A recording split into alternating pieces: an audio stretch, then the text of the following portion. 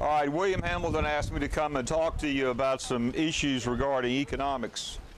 I will tell you right now, I'm not an economist, don't profess to be one, and I appreciate your acting like icicles by coming out here today. If I had my druthers, I'd probably be in a deer stand. 3 points I'd like to try to cover, and I'm going to bore you a lot with a lot of reading, mainly because I want to be more concise and precise. But let me try to break down the discussion into 3 areas. William wanted me to talk about the book called The Shock Doctrine by Naomi Klein, which I have with me and will refer to. He also wanted to talk about the Wall Street meltdown. And I suggest that we talk about what should we do now, or what could help bring us back into some sort of economic reality. Those are the things I'm going to try to cover. Before I go any further, let me give you a list, if you're interested, of the books that I'm referring to, as well as something that my friend Linda Kettner told me that's a CD entitled The Inside Job. It's narrated by Matt Damon. Apparently that CD is available at the library or at Barnes & Noble. And that is a video that gives you a pretty good breakdown of where we are, how we got here, and I don't know if it has any solutions because I haven't seen it.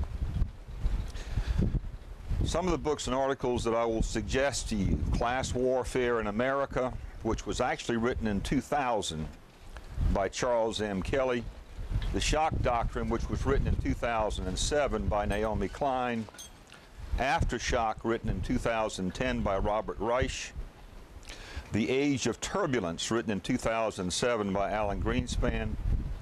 The Snowball, which is the biography of Warren Buffett, written in 2009 by Alice Schroeder. The Betrayal of American Prosperity, written in 2010 by Clyde Prestowitz. The Inheritance, which is what Obama inherited, but quite frankly, it's much more about foreign relations than it is about economics, written in 2009 by David Sanger. Making Government Work, believe it or not, written by Fritz Hollings in 2010, is a pretty good primer also. Washington Rules, 2010 by Andrew Basevich, which talks about the military-industrial complex, how it utilizes your tax dollars, how it influences elections and politics.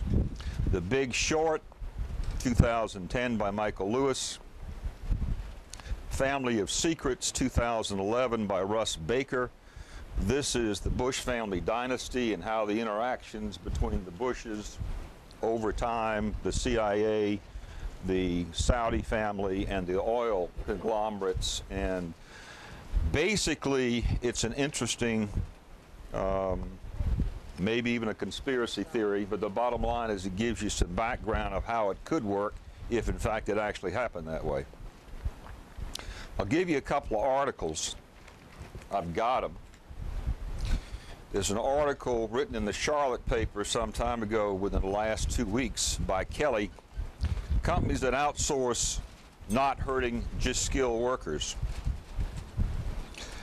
Another article, How the Christian Fundamentalists Helped Empower the Top 1%. I think that was in, that might have been online, I think. Krugman in the News and Courier recently, GOP lost in economic fantasy land. Thomas Friedman, not related to Milton Friedman. Conscientious Protests, Inevitable Change, which was the Wednesday, October 12th News and Courier. That's some background stuff if you're interested in looking at it.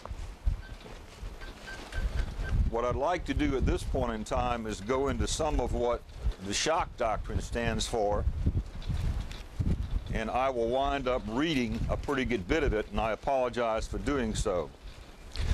But before I do that,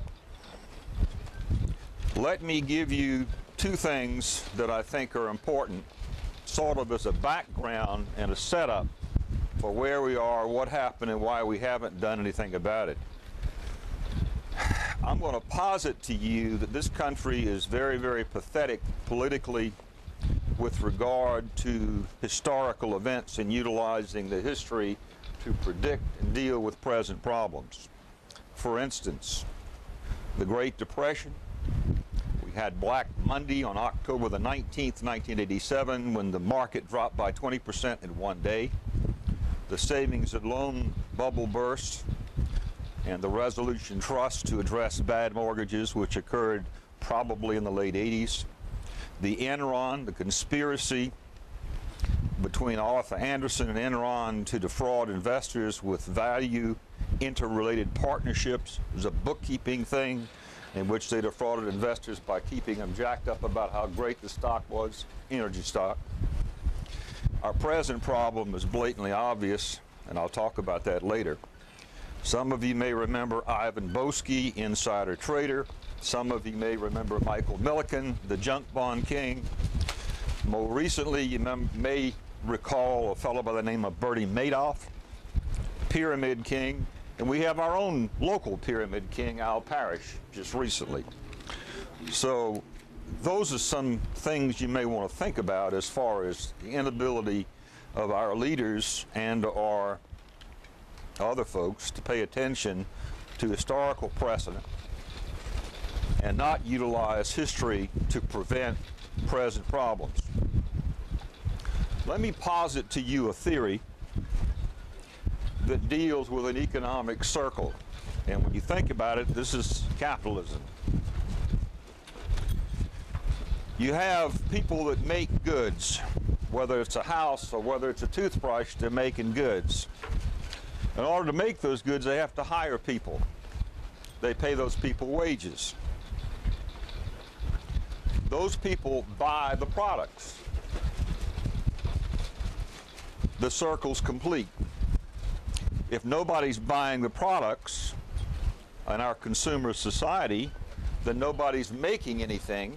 If nobody's making anything, nobody's hiring anybody, and therefore nobody can buy the products. When the consumer economy is going great and things are turning out and people are being paid and stuff is being bought, the consumer economy works real well. Capitalistic system, not a problem. What happens when the reverse starts happening? Where does the money go when the stock prices go down? If you bought a stock for $100 a share and that stock dropped to $50 a share and you sold that stock, where'd the money go? It's phantom. It's phantom money. No. In the real world, as opposed to fantasy land, prices of stock are supposed to be the value of a company. Not necessarily so in the real world. Henry Ford said a long time ago that I want to pay my employees enough so they can buy my product. That's the way capitalistic systems work with regard to wages. Today, we have loss of jobs, which equates to loss of income, which equates to loss of consumer products, which creates to loss of production, which equals less jobs. If no work, then less taxes to government, less services by government, more money out in unemployment compensation, and reduction in state, local, federal employees, which compounds that problem. Have you ever heard of something by an insurance advertiser that says, personal responsibility is our policy? Isn't it interesting that the company that states that is a corporation, and the whole purpose of a corporation is to avoid personal responsibility? Ladies and gentlemen, I've given you my general outline and BS. Now, let's talk about, well, Alan Greenspan talks about a theory called creative destruction.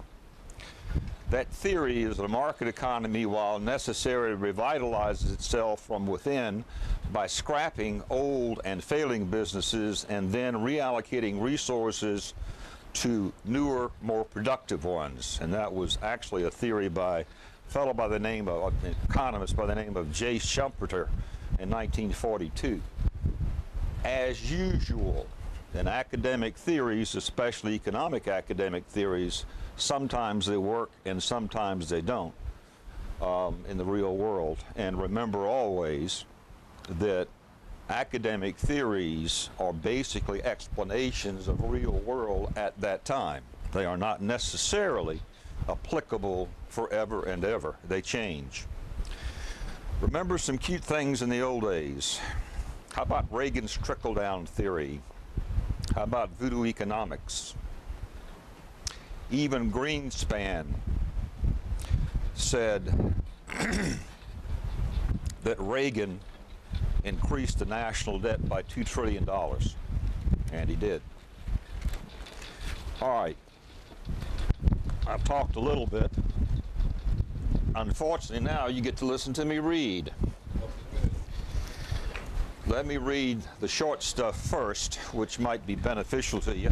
No, let me not do that. Doesn't make as much sense otherwise.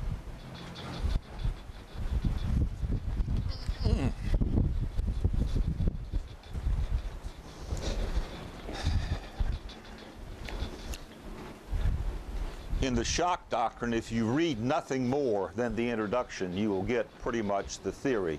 The balance of the book bases and backs it up with historical precedent in different countries and how it's been applied. The news racing around the shelter that day was that Richard Baker, a prominent Republican congressman from New Orleans, had told a group of lobbyists, "We finally cleaned up public housing in New Orleans. We couldn't do it, but God did it." Joseph Canizero, one of New Orleans' wealthiest developers, had just expressed a similar statement. "I think we have a clean sheet to start again. And with that clean sheet, we have some big opportunities." All that week, the Louisiana state governor legislature in Baton Rouge had been crawling with corporate lobbyists, helping to lock in those big opportunities.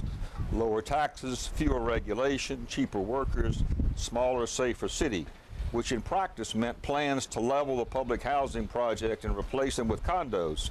Hearing all the talk of fresh starts and clean sheets, you could almost forget how the toxic stew of rubble, chemical outflows, and human remains just a few miles down the highway. Over at the shelter, Jamar could think of nothing else. I really don't see it as cleaning up the city. What I see is a lot of people got killed uptown, people who shouldn't have died. He was speaking quietly, but an older man in line in front of us overheard and whipped around. "What's wrong with these people in Baton Rouge? This isn't an opportunity, it's a goddamn tragedy. Are they blind?" A mother with 2 kids chimed in. "No, they're not blind. They're evil. They see just fine." One of those who saw opportunity in the floodwaters of New Orleans was Milton Friedman, grand guru of the movement for unfettered capitalism and the man credited with writing the rule book for the contemporary hypermobile global economy. 93 years old and failing health, Uncle Milty, as he was known to his followers, nonetheless found the strength to write an op-ed for the Wall Street Journal 3 months after the New Orleans levees broke. "Most New Orleans schools are in ruins," Freeman observed, "as are the homes of the children who attended them. The children are scattered all over the country. This is a tragedy. It's also an opportunity to radically reform the educational system." Freeman's radical idea was that instead of spending a portion of the billions of dollars in reconstruction money on rebuilding and improving New Orleans' existing public school system, the government should provide families with vouchers, which they could spend at private institutions, many run at a profit, that would be subsidized by the state. It was critical, Freeman wrote, that these fundamental changes not be stopgap but rather permanent. A network of right-wing think tanks seized on Freeman's proposal and descended on the city after the storm.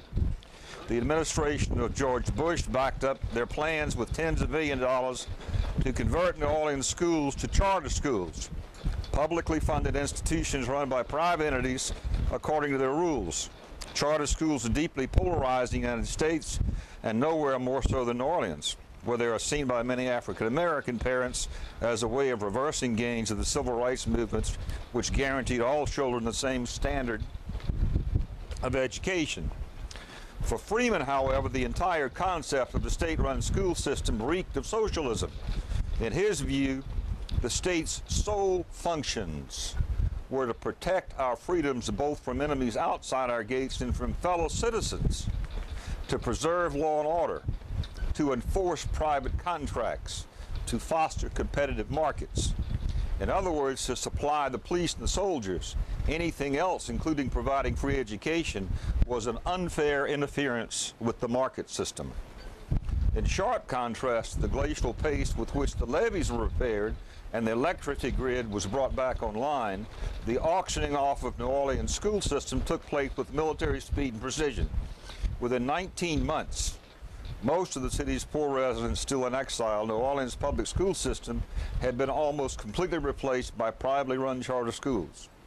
Before Hurricane Katrina, the school board had run 123 public schools.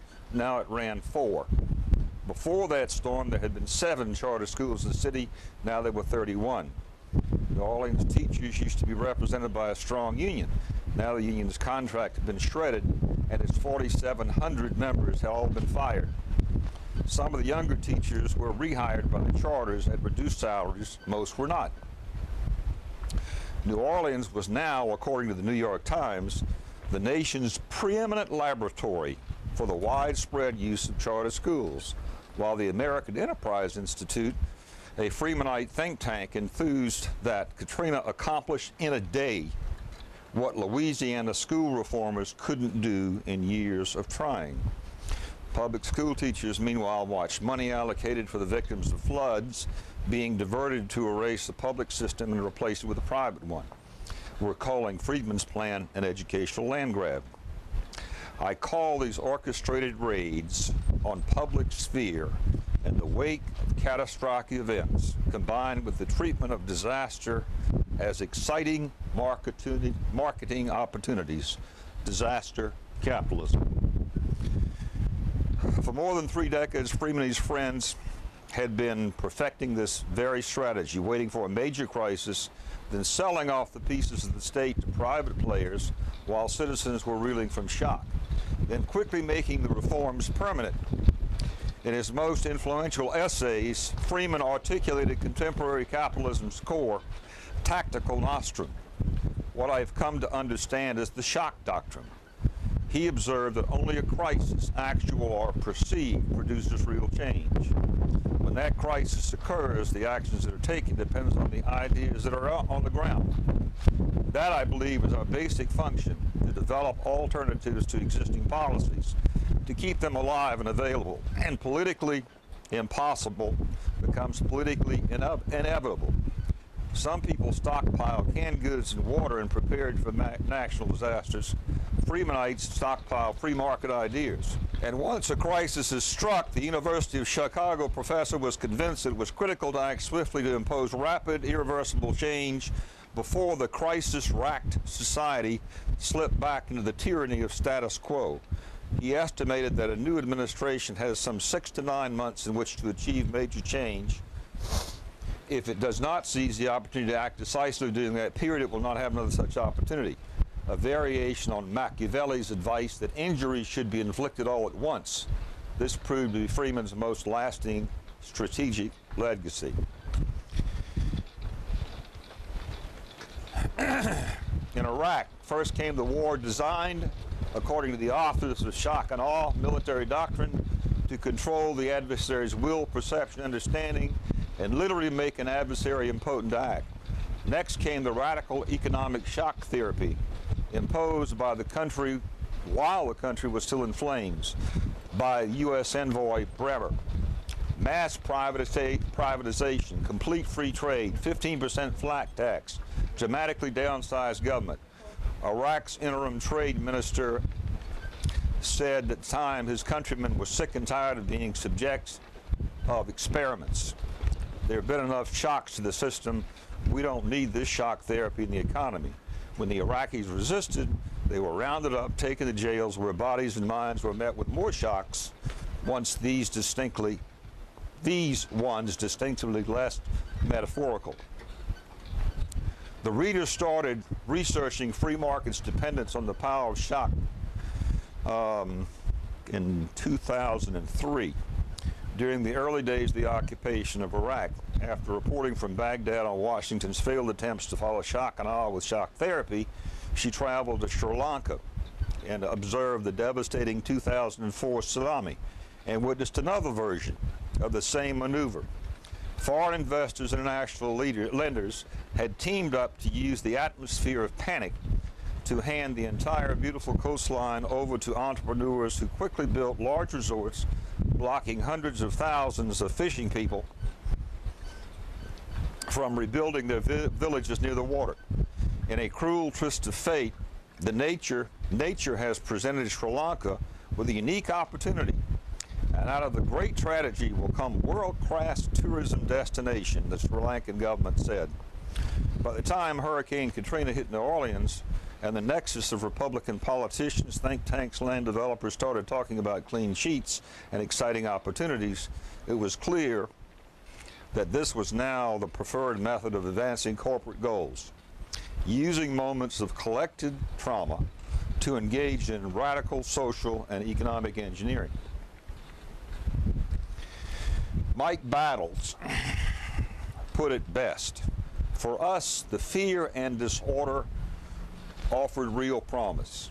The 34-year-old ex-SEAL operative was talking about how the chaos in post-invasion Iraq had helped his unknown and inexperienced private security firm, Custer Battles, to shake roughly $100 million in contracts out of the federal government. His words could serve just as well as the slogan for contemporary capitalism. Fear and disorder are the catalyst for each new leap forward. The three trademark demands of the free market system and Friedman's theory are privatization, government deregulation, and deep cuts to social spending. Tended to be extremely unpopular with citizens, but when the agreements were signed, damn, I can't quit shaking. There was still at least the pretext of mutual consent between governments doing the negotiations, as well as consensus among the supposed experts. Now the same ideological program was being imposed via the most badly coercive means possible, under foreign military occupation, after invasion, or immediately following a cataclysmic natural disaster. September 11th appeared to have provided Washington with the green light to stop asking countries if they wanted a U.S. version of free trade and democracy and to start imposing it with shock and awe military force. As she dug deeper into the history of how the market model had swept the globe, she discovered the idea of exploiting crises and disasters had been the modus operandi of Milton Friedman's movement from the very beginning.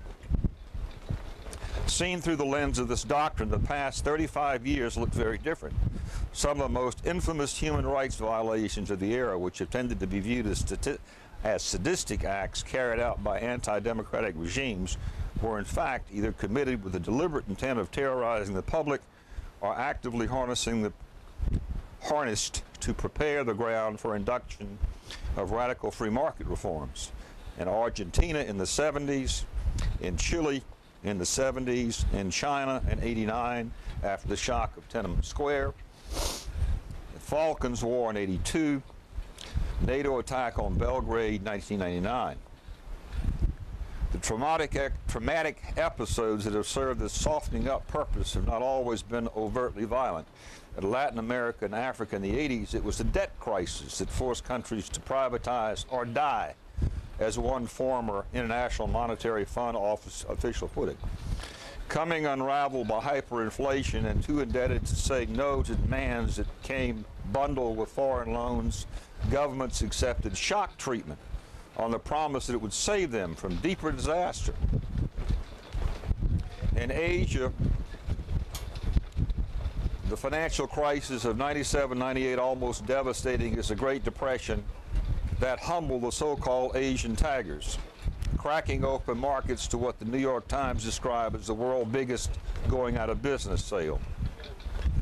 Quite the opposite. As Freeman understood, the atmosphere of large-scale crisis provided the necessary pretext to overrule the express wishes of voters and to hand the country over to technocrats. All right, shock therapy comes home. Freeman's Chicago School movement, thank you, whoever did that, has been conquering territory around the world since the 70s, but until recently, its vision had never been fully applied to this country. Certainly, Reagan had made headway, but the U.S. retained a welfare system, a social security system, public schools, where parents clung, in Freeman's word, to their irrational attachment to a social system. When Republicans gained control in Congress in 1995, David Frum, a transplanted Canadian and future speechwriter for George Bush, was among the so-called neoconservatives calling for a shock therapy-styled economic revolution in the U.S. Here's how I think we should do it. Instead of cutting incrementally, a little here, a little there, I would say that on a single day this summer, we eliminate 300 programs, each one costing $1 billion or more. Maybe these cuts won't make a big deal of difference, but boy, do they make a point. And you can do them right away. Frum didn't get his homegrown shock therapy at the time largely because there was no domestic crisis to prepare the ground. But in 2001, that changed. When September 11th attacks hit, the White House was packed with Freeman's disciples, including Donald Rumsfeld. Bush team seized the moment of collective vertigo with chilling speed, not as some have claimed because the administration deviously plotted the crisis, but because the key figures of the administration, veterans of the early disaster capitalism experiments in Latin America and Eastern Europe, were part of the movement that praised for crisis the way drought-struck farmers pray for rain, and the way Christian Zionist end-timers pray for the rapture. When the long-awaited disaster strikes, they know instantly that their moment has come. For 3 decades, Freeman and his followers had methodically exploited moments of shock in other countries, foreign equivalents of 9/11, starting with the Pinochet coup in September 11th of '73. What happened on September 11th, 2001 is an ideology hatched in the American universities and fortified Washington institutions finally had its chance to come home. The Bush administration immediately seized upon the fear generated by the attacks, not only to launch the war on terror, but to ensure that it's almost completely for-profit venture, a booming new industry that has breathed new life into the faltering U.S. economy. Best understood as disaster capitalism complex, it has much further reaching tentacles than the military-industrial complex that Dwight Eisenhower warned against, from fighting terrorism to international peacekeeping, municipal policing, responding to increasingly frequent national disasters, privatizing prisons. The ultimate goal for the corporations at the center of the complex is to bring the model of for-profit government, which advances so rapidly in extraordinary circumstances, into the ordinary and day-to-day functioning of the state, in effect, to privatize the government. To kickstart the disaster capitalism complex, the Bush administration outsourced, with no public debate, many of the sensitive and core functions of government, from providing health care to soldiers, to interrogating prisoners, to gathering and data mining the information on all of us. The role of the government in this unending war is not that of an administrator managing a network of contractors, but of a deep-pocketed venture capitalist, both providing the seed money for the complex's creation and becoming the biggest customer for its new services. To cite the 3 statistics that show the scope of this transformation in 2003, the U.S. government handed out 3,512 contracts to companies to perform security functions. In 22 months, ending in August of '06, the Department of Homeland Security had issued 115,000 such contracts.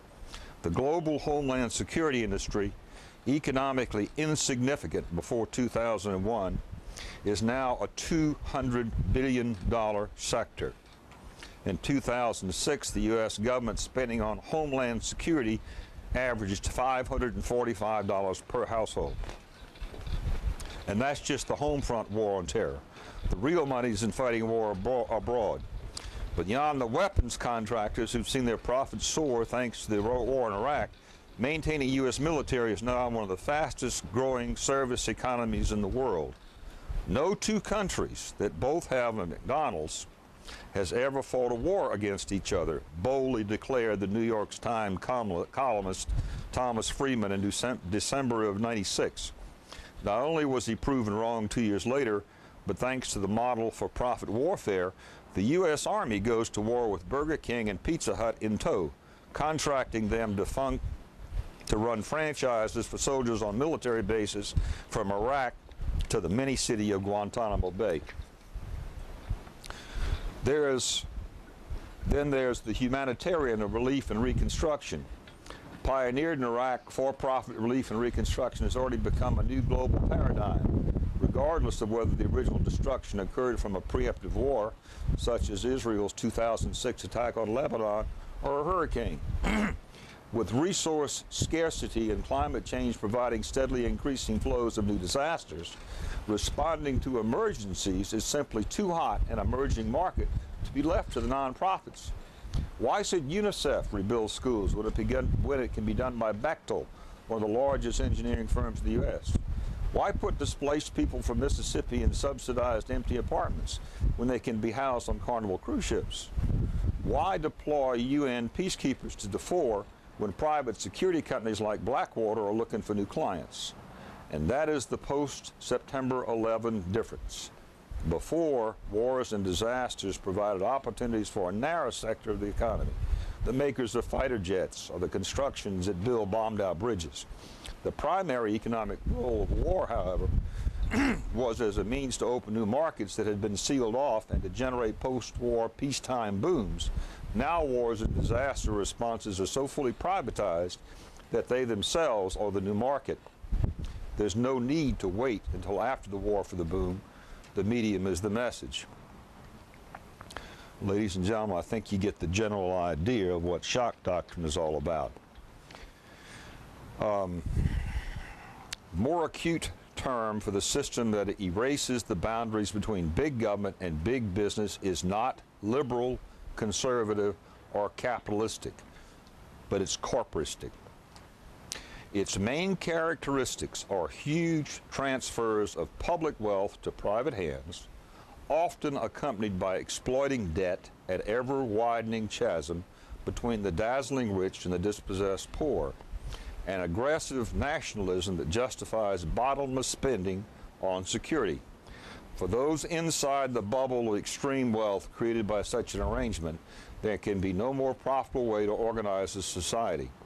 But because the obvious drawbacks for the vast majority of population left outside the bubble, other features of corporatist state tend to include aggressive surveillance, once again with government and large corporation trading favors and contracts, mass incarcerations, shrinking civil liberties, and often, but not always, torture.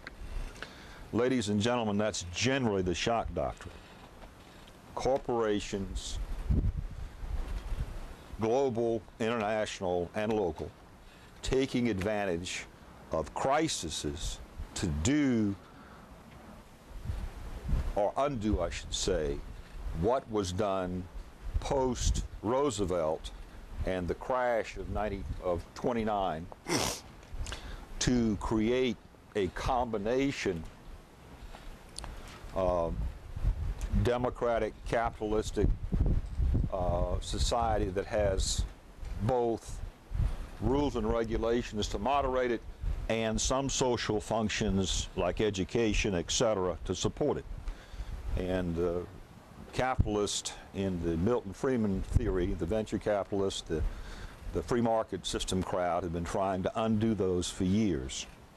So basically what they're turning government into is a mechanism for profit. And they do that, as I have just read to you, by Naomi Klein. Ladies and gentlemen, it's a pretty good book, and like I say, you can figure out pretty much what it stands for. The balance of the book goes through examples throughout the world over a long period of time as to how it was achieved.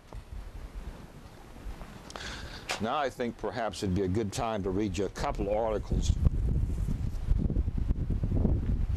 most recently to give you some idea of what we're going through now. I'll read from you GOP Lost in Economic Fantasyland by Paul Krugman. Paul Krugman is an economist. By the way, I'm convinced that economists were created by God because he felt sorry for the weathermen.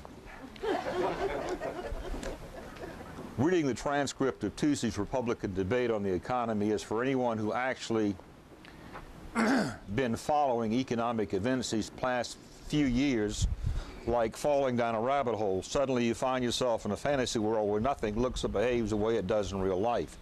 And since economic policy has to deal with the world we live in, not the fantasy world of the GOP's imagination, the prospect that one of these people may well be our next president is frankly terrifying.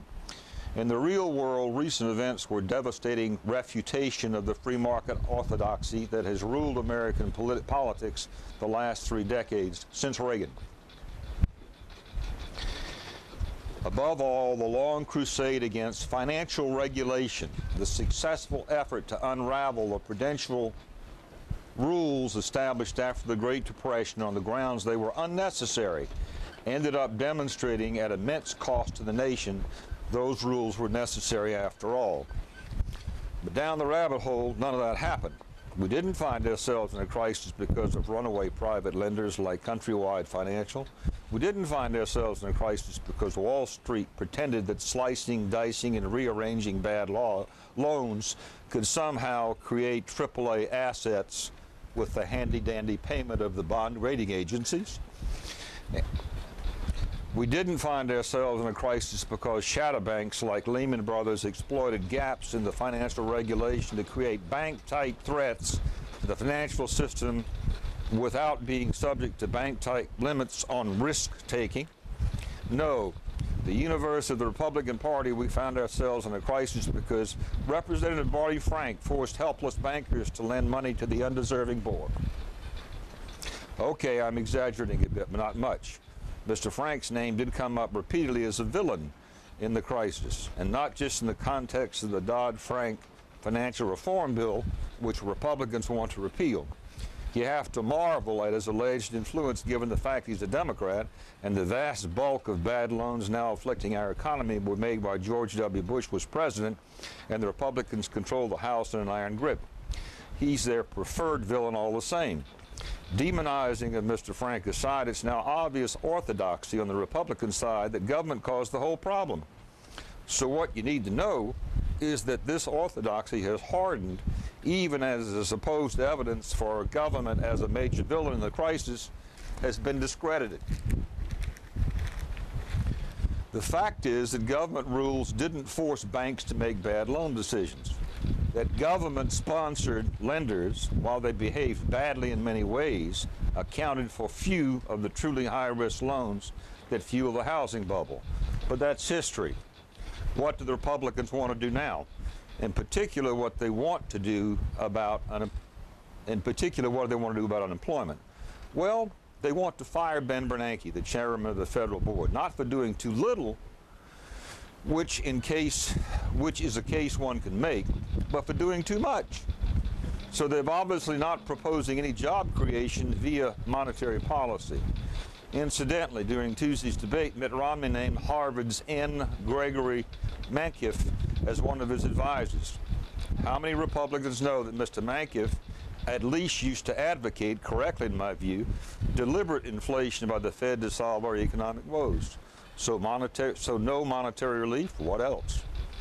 Well, the Cheshire Cat like Perry, he seems to be fading out a bit by bit, only until the hair remains, claimed implausibly that he could create 1.2 million jobs in the energy sector.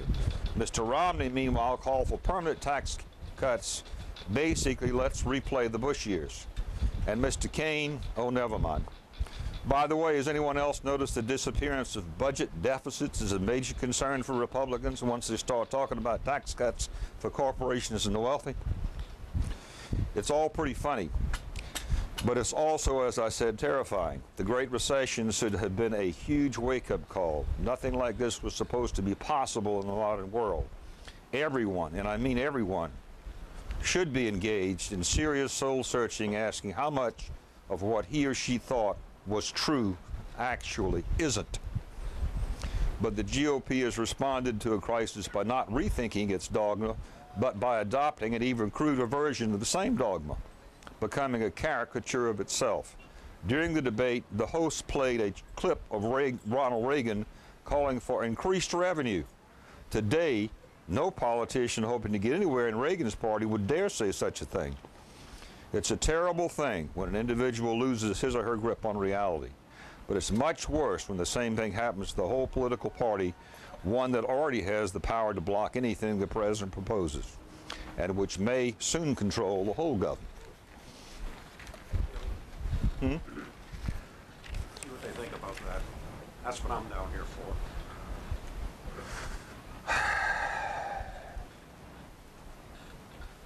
Yes, sir. That's the bottom line. No, sir. It's part of it. You'll have your chance. This is mine. Thank you.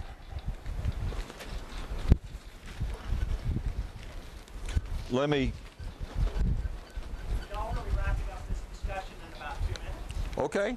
We'll wrap it up real quick then. I won't read you anymore. Yes, I am. Yeah. Do you know what score is? Yeah. Thank you. It's called Made from Scratch. Woody Spuds, Potato Perfection. Perfect. Good to go and cater. Perfect. Bring me a black t-shirt and I'll, You'll fix it for me? yeah, I can fix it up for you. Thank you. He mentioned SCORE. SCORE is a spinoff of volunteers from the Small Business Administration. They're all, like me, gray-headed and old. Some more experienced in business than I am by far, but what they do is they provide for free business advice, the things that are important to start up a business, like your marketing in advance to make sure your product has a market, business plans, financing, and how to go about getting financing, and of course, marketing your products afterward. But they provide that service free, and they're co-located, I should say, at the Trident Chamber of Commerce off Leeds Avenue. Thank you. Let me talk very briefly. Prestowitz's book talks about the deregulation, the effect of the deregulation of the financial industry, corporations, other things over time. Greenspan, very interestingly in his book, talks about the Bush tax cuts and the Clinton surpluses in 2000. It's very interesting to realize that one of Greenspan, who was a Milton Friedman follower big time, talked in terms of what in the world this country would do with a $500 billion a year surplus, which was contemplated by the Congressional Budget Office as a result of the Clinton era remains in 2000.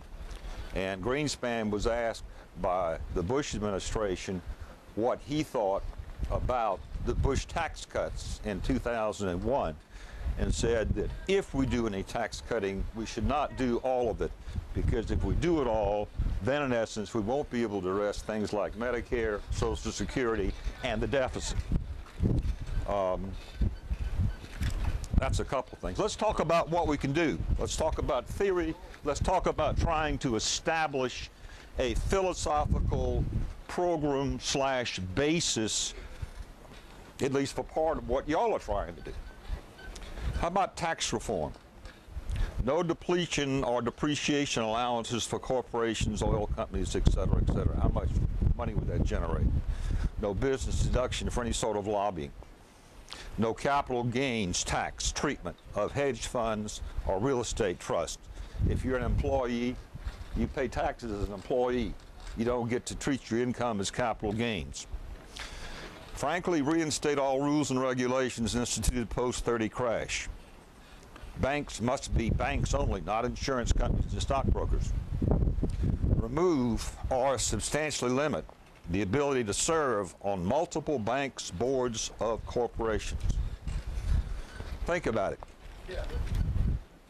Of the Fortune 500 companies, if you go down and look at the list, I have not, but I'd be willing to bet you that the interrelationships of the members of those boards, which control the salaries, are pretty prevalent. I think, quite frankly, the worst decision, I'm a retired judge, the worst decision I've ever read in my entire life, Citizens United. If you really want to spend some time and you really want to understand what that meant, retired Supreme Court Justice Paul Stevens wrote a 90-page dissent to that decision. But it speaks volumes of the methodology in which the corporations have been able to finance elections. In my opinion, this is no really longer a democracy. There's no such thing as one man, one vote. Money controls, period. And until we can deal with campaign finance reform and the lobbyist effort, it won't change. If you think about it for a second, it's very similar to the way corporations actually run. Remember, a corporation has a president, a CEO, a CFO, a board of directors, and stockholders. We're the stockholders, we're the voters. But we never ask the question, do you want to spend $500 million on lobbying? We don't get that question asked of us. Yeah, we have the right to vote out the board of directors, but how often does that happen on a multi-billion-dollar corporation? So in reality, the decisions made at the corporate level on things like lobbying efforts, on things like those issues addressed in Citizens United, private money against a candidate or for a candidate that never goes through the candidate's program. Those decisions aren't made by the stockholders. Those decisions are made by the corporations for their own purposes. Thank you very much, folks. I've run my mouth long enough, but I thought those are some of the things that y'all might want to adopt and stand for.